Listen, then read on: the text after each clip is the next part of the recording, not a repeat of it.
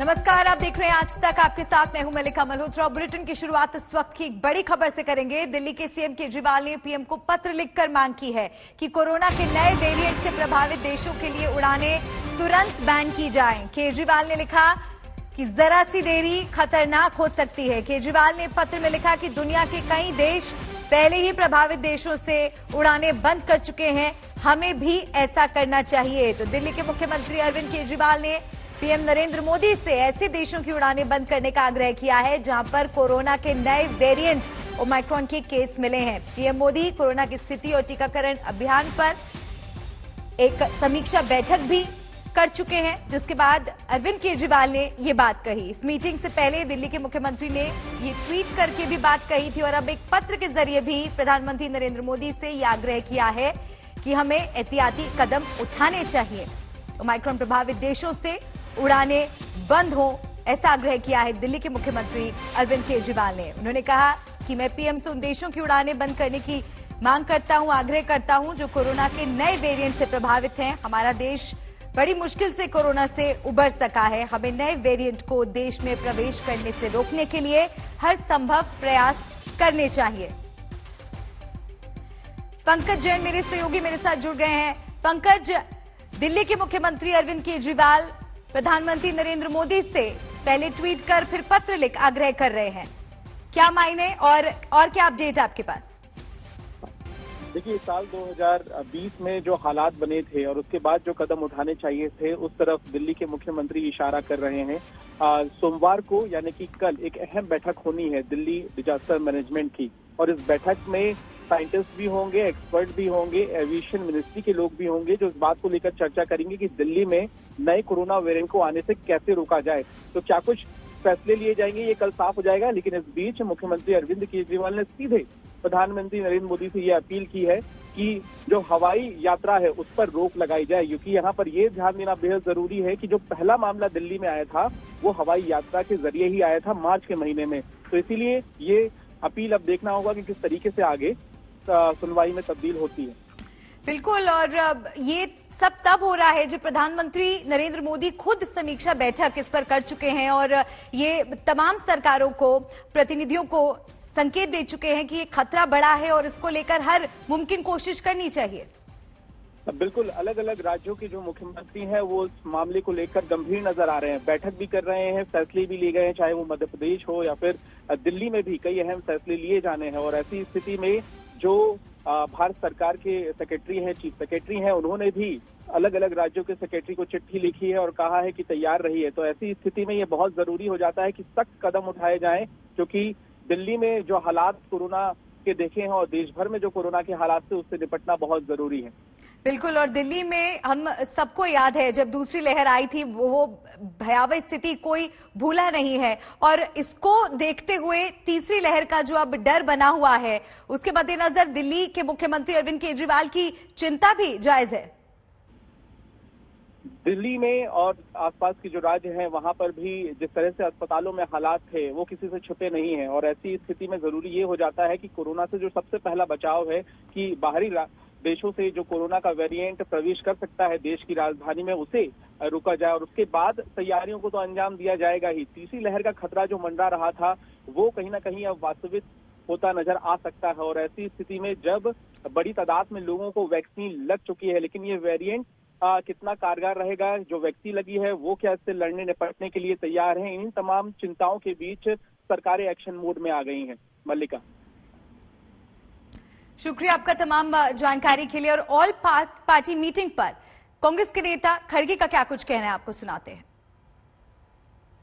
की वजह से वो नहीं आ पाएंगे, ऐसे कोई चीजें बताए गए, लेकिन हम ये कोशिश करेंगे सब मिलके अच्छे मुद्दों पर एकजुट होके लड़ने की पूरी कोशिश करेंगे और जनता की समस्याओं को सुलझाने के लिए हम हर चीज अपने कानून के तहत करेंगे। धन्यवाद। आज कल से जो पार्लियामेंट विंटर सेशन शुरू हो रहा है वो मद्देनजर रखते हुए माननीय राजनाथ सिंह जी के नेतृत्व में और माननीय पीयूष गोयल जी के नेतृत्व में आज हमने ऑल पार्टी मीटिंग की है। ऑल पार्टी मीटिंग में 31 पार्टीज पार्टिसिपेट किया। 42 leaders from various parties participate किया है। बहुत कंस्ट्रक्टिव डिस्कशन हुआ है, कंस्ट्रक्टिव सजेशन आया है। सरकार वो सजेशन सब नज़र में रखते हुए सरकार के तरफ से माननीय राजनाथ सिंह जी ने कहा कि ये जो कुछ भी सजेशन आया है पूरा हम ध्यान में रखेंगे और सरकार नियम के अधीन जो कुछ भी चर्चा माननीय स्पीकर और माननीय चेयरमैन परमिट करते हैं वो सब चर्चा के लिए सरकार तैयार है। सरकार के तरफ से हमने यही निवेदन किया है, सभी चर्चा के लिए नियमों के अनुसार सरकार तैयार है जब स्पीकर और चेयरमैन परमिट करता है, लेकिन बिना डिसरप्शन सदन चले, सदन का कार्यवाही चले, यही हमने रिक्वेस्ट अपोजिशन से किया है। सभी अपोजिशन हमको आश्वस्त भी किया है कि हम पूरा कोऑपरेट करेंगे और इस बार और ज्यादा प्रोडक्टिव सदन होगा, सेशन होगा, ऐसे सरकार का उम्मीद है। विपक्ष वाले कह रहे हैं कि क्या कारण है कि प्रधानमंत्री नहीं आए? प्रधानमंत्री जी आने का परंपरा शुरू हुआ माननीय मोदी जी प्रधानमंत्री बनने के बाद। उससे पहले सिर्फ और सिर्फ पार्लियामेंट अफेयर्स मंत्रालय, पार्लियामेंट अफेयर्स मंत्री ये मीटिंग बुलाता था। माननीय मोदी जी प्रधानमंत्री बनने के बाद वो इस मीटिंग में आने का एक परंपरा शुरू किया है। इस बार नहीं आ पाए हैं। Thank you.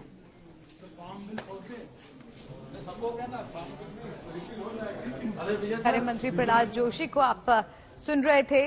संसद सत्र के लिए ये सर्वदलीय बैठक हुई, इस पर तमाम पार्टियों का क्या कुछ कहना था आपको सुनाया। साथ ही जब ये प्रश्न उनसे किया गया कि प्रधानमंत्री नरेंद्र मोदी क्यों नहीं पहुंचे, तो इस पर भी उन्होंने साफ तौर पर बताया कि इस बार वो नहीं पहुंच पाए और ये परंपरा प्रधानमंत्री नरेंद्र मोदी के साथ ही शुरू हुई थी। सर्वदलीय बैठक में विपक्ष की मांग है महंगाई और बेरोजगारी पर चर्चा को लेकर, बीएसएफ के अधिकार क्षेत्र पर भी चर्चा को लेकर, सरकार एमएसपी पर कानून लेकर आए, इसको लेकर भी चर्चा संभव है।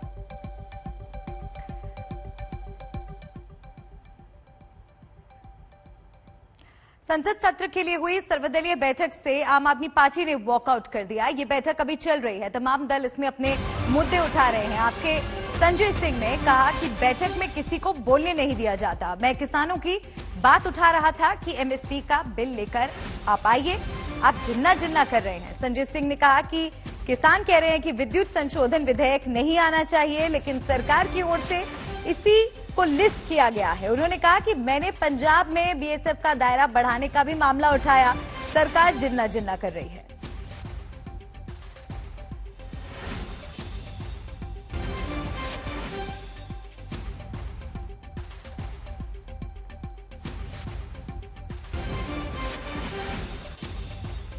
कल से यहाँ पर ये हालत है कि किसी भी सदस्य को बोलने नहीं देते, किसी को अपनी बात रखने नहीं देते। मैं किसानों का मुद्दा उठा रहा था। मैंने साफ तौर पे कहा कि भाई एमएसपी की गारंटी का कानून इसी सत्र में लेके आइए। कल संयुक्त किसान मोर्चा की मीटिंग हुई, उन्होंने कहा है कि विद्युत संशोधन विधेयक नहीं आना चाहिए। आपने बिलों की लिस्ट में विद्युत संशोधन विधेयक शामिल कर रखा है। मैंने पंजाब का मसला उठाया कि पंजाब में आपने बीएसएफ का कार्य क्षेत्र 50 किलोमीटर बढ़ा दिया, वहां पर अशांति फैली हुई है। आप लोग जिन्ना जिन्ना करते घूम रहे हैं, किसान गन्ना गन्ना कर रहा है, आप कुछ सुनने को मानने को तैयार नहीं है। ना पार्लियामेंट में बोलने देते हैं, ना ऑल पार्टी मीटिंग में बोलने देते हैं। तो ऐसी मीटिंग में रह के क्या फायदा है।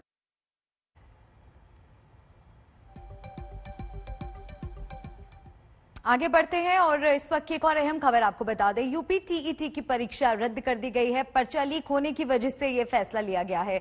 सुबह 10 बजे से ये परीक्षा तय थी, लेकिन उससे पहले ही पेपर लीक हो गया। इस मामले में राज्य के अलग अलग जगहों से 23 लोगों को गिरफ्तार किया गया है। सरकार ने फैसला किया है कि 1 महीने के अंदर ये परीक्षा दोबारा आयोजित की जाएगी। उम्मीदवारों को उसके लिए ना तो दोबारा फॉर्म भरना होगा, ना ही फीस देनी होगी। आज गिरफ्तार आरोपियों में यूपी के साथ साथ बिहार के रहने वाले कुछ आरोपी भी पकड़े गए हैं। पेपर लीक होने को लेकर अखिलेश यादव और प्रियंका गांधी ने यूपी सरकार पर सवाल उठाए हैं। तो आज 75 जिलों में ऑफलाइन मोड में परीक्षा की शुरुआत हुई सुबह 10 बजे और छात्रों ने परीक्षा देनी शुरू कर दी थी और तभी अचानक से उन्हें पेपर देने से रोक दिया गया और ये जानकारी सामने आई कि पेपर लीक हो गया है। उसके बाद से इस पूरे मामले में अब जांच चल रही है और अलग अलग जगहों से 23 लोगों को गिरफ्तार किया जा चुका है। मिला कि बीटीसी टीईटी का टेस्ट था, एक गिरोह कहीं से उसने पेपर लीक किया। हमने कहा पूरे पेपर को अभी निरस्त करो, पूरे गिरोह को गिरफ्तार कर लो, उन सभी बच्चों को सकुशल उनके घरों तक पहुंचाओ। 1 महीने के अंदर पारदर्शी तरीके से फिर से परीक्षा आयोजित करो। किसी भी बच्चे से कोई शुल्क अतिरिक्त नहीं लेंगे, उनके आने जाने की फ्री में व्यवस्था देंगे या उन बच्चों का जो आई कार्ड होगा उत्तर प्रदेश परिवहन निगम की बसेज में फ्री में आने जाने की सुविधा उसके माध्यम से उन बच्चों को प्राप्त होगी। ये सुविधा तो, लेकिन जिन लोगों ने ये शरारत की है वे भी सुन लें, उनके खिलाफ गैंगस्टर के तहत मुकदमा दर्ज हो रहा है और उनकी संपत्ति को जब्त कराने और राष्ट्रीय सुरक्षा कानून के अंतर्गत उनको सबको निरुद्ध करने जा रहे हैं। 23 लोग अब तक गिरफ्तार हो चुके हैं और शेष लोगों की गिरफ्तारी चल रही है और कोई कितना भी बड़ा क्यों नहीं होगा, उसके घर में बुलडोजर चलना तय है। मेरे सहयोगी संतोष शर्मा लखनऊ से मेरे साथ जुड़ गए हैं। संतोष, एक तो अपने आप में ये मामला वैसे ही कई सवाल खड़े करता है। छात्रों का इससे नुकसान हुआ है जो लंबे समय से तैयारी कर रहे थे, जब उन्हें एक मौका मिला तो इस तरह से उनसे वो मौका छीन लिया गया। उसके ऊपर अब सियासत भी हो रही है। हालांकि मुख्यमंत्री योगी आदित्यनाथ सामने आए हैं और कहा है कि किस तरह से दोषियों पर कार्रवाई होगी। आपने स्टूडेंट्स से बात की, संतोष, क्या कहना है स्टूडेंट्स का? देखिए, जो बच्चे यहाँ पे परीक्षा देने आए थे, आज जो परीक्षा हो रही थी, करीब 20 लाख अभ्यर्थी पूरे उत्तर प्रदेश के 75 जिलों में परीक्षा दे रहे थे। उन बच्चों से बात की तो उनको निराशा इस बात की थी कि सालों से हम मेहनत कर रहे हैं, एक किसी तरीके से उम्मीद जगी कि टीईटी की परीक्षा पास करेंगे, शिक्षा विभाग में हम नौकरी पा जाएंगे, लेकिन अचानक से परीक्षा देने के 45 के 20 मिनट के अंदर ही बताया जाता है कि पेपर लीक हो गया। पेपर लीक कराने वाले गैंग अपने पैसा कमा रहे हैं। कुछ जो सॉल्वर बैठा करके परीक्षा पास कराना चाहते हैं, जो पैसे वाले लोग हैं, उनकी वजह से लाखों बच्चों के भविष्य के साथ खिलवाड़ हो रहा है। हालांकि सरकार की तरफ से इस मामले में बहुत तेजी से कार्रवाई की गई है। इसमें 23 लोग गिरफ्तार किए गए। ऐलान किया गया कि इन सभी 23 और भी आगे जो लोग गिरफ्तार होंगे उनके खिलाफ गैंगस्टर एक्ट एनएसए के तहत कार्रवाई होगी, उनकी संपत्ति जब्त होगी, जो अभी हम मुख्यमंत्री योगी आदित्यनाथ को भी सुन रहे थे। इसके अलावा अगले 1 महीने के अंदर में जल्द से जल्द ये परीक्षा कराई जाएगी। आज बच्चे हंगामा न काटें क्योंकि उनकी सालों की मेहनत पर पानी फिर गया था, लिहाजा एक आशंका थी कि परीक्षा केंद्रों पर बच्चे कहा जाए हंगामा काट सकते हैं। लिहाजा उसके लिए पहले से कदम उठा लिए गए कि बच्चों को सकुशल उनके घर पहुंचाने के लिए परिवहन निगम की जो बसें हैं उनमें उनको फ्री कर दिया गया कि वो एडमिट कार्ड दिखाएंगे, कोई टिकट नहीं लगेगा और बच्चे अपने घर चले जाएंगे।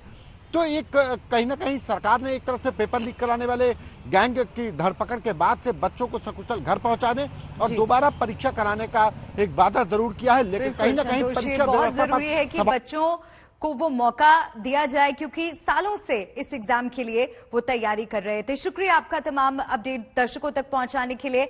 यूपी के चुनावी चिराग से निकले जिन्ना के जिन पर संग्राम जारी है। 1-2 बयानों के बाद अखिलेश तो खामोश हो गए, लेकिन जिन्ना के बहाने अखिलेश पर योगी के हमले थम नहीं रहे। योगी आदित्यनाथ ने अखिलेश राज में यूपी में हुए दंगों पर सवाल उठाया और दंगाइयों को जिन्ना का अनुयायी बताया। उधर योगी के इन तेवरों के बीच विपक्ष प्रदेश सरकार के कामकाज पर सवाल उठा रहा है और विकास के प्रचार को झूठा बता रहा है।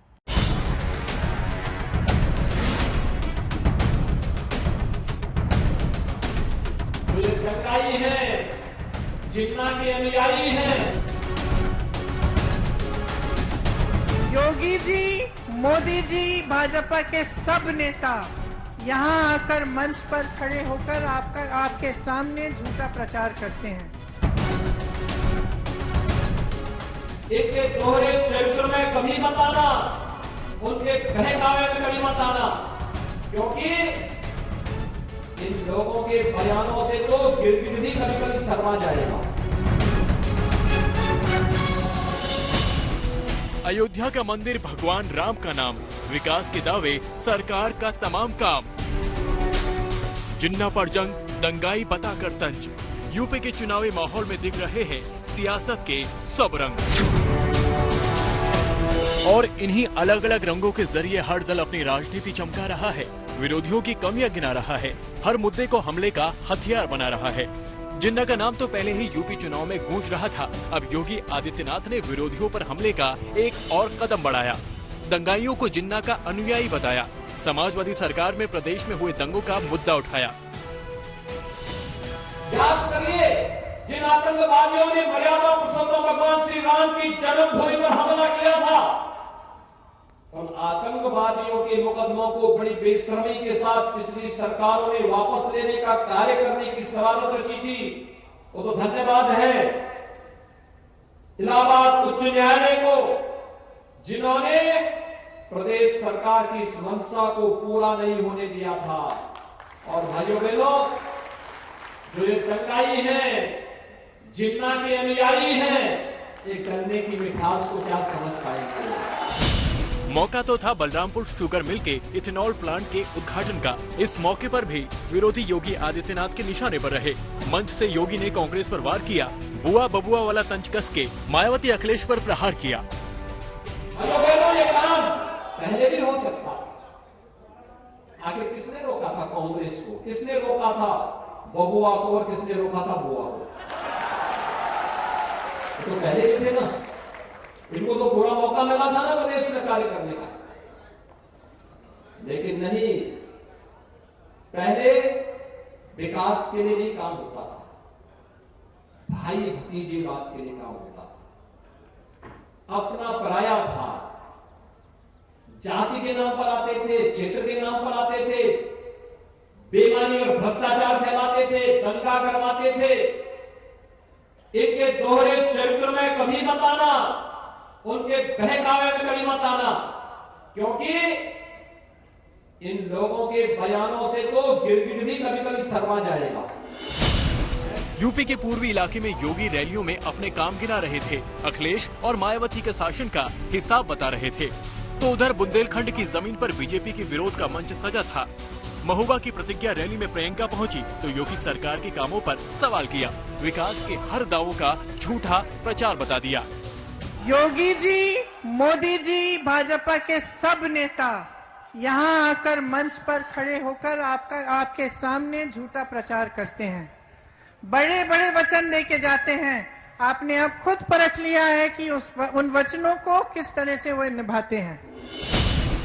चुनावी माहौल के बीच प्रियंका किसानों का जिक्र करने से भी नहीं चूकी, खाद पानी का मुद्दा उठाया, योगी राज में किसानों को कर्ज में डूबा बताया।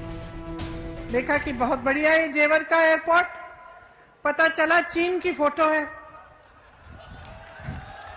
और नोएडा में शिलान्यास करने गए थे, चाइना के एयरपोर्ट की फोटो लगाते हैं, अमेरिका की फैक्ट्रियों की फोटो लगाते हैं अपने विज्ञापनों में, आंध्र प्रदेश के बांध की फोटो लगाते हैं। तो इनको तो कोई परवाह ही नहीं है कि सच्चाई बोलनी चाहिए जब जनता के सामने आते हैं। योगी सरकार के विकास के दावों पर ऐसे ही सवाल अखिलेश यादव भी पूछ रहे हैं और समाजवादी पार्टी की विजय रथ यात्रा लेकर जनता के बीच पहुंच रहे हैं। समाजवादी पार्टी गुलदस्ता बना रही है, सब लोगों को जोड़ करके, सब रंगों को साथ ला करके उत्तर प्रदेश को बनाने का काम और गुलदस्ता बनाने का काम कर रही है समाजवादी पार्टी। और दूसरी तरफ एक रंग वाले लोग हैं, एक रंग वाले लोग क्या जीवन में खुशहाली लाएंगे ये बताओ आप। विरोधियों का हमला लगातार जारी है और इसका जवाब देने के लिए बीजेपी की भी तैयारी है। चुनावी जीत सुनिश्चित करने के लिए बूथ स्तर पर रणनीति पर काम हो रहा है और इसी सिलसिले में योगी आदित्यनाथ और रक्षा मंत्री राजनाथ सिंह जौनपुर पहुंचे, कार्यकर्ताओं की जीत का विजन बताया, यूपी चुनाव के लिए हौसला बढ़ाया। मोदी योगी जी को यह कह रहे थे कि मोदी जी, योगी जी, आप चिंता मत करें, आप चिंता मत करें, धड़ाधड़ बैटिंग करते जाइए। साफ है कि यूपी में चुनाव नजदीक आने के साथ सियासी वार पलटवार और रणनीति पर विचार दोनों तेज हो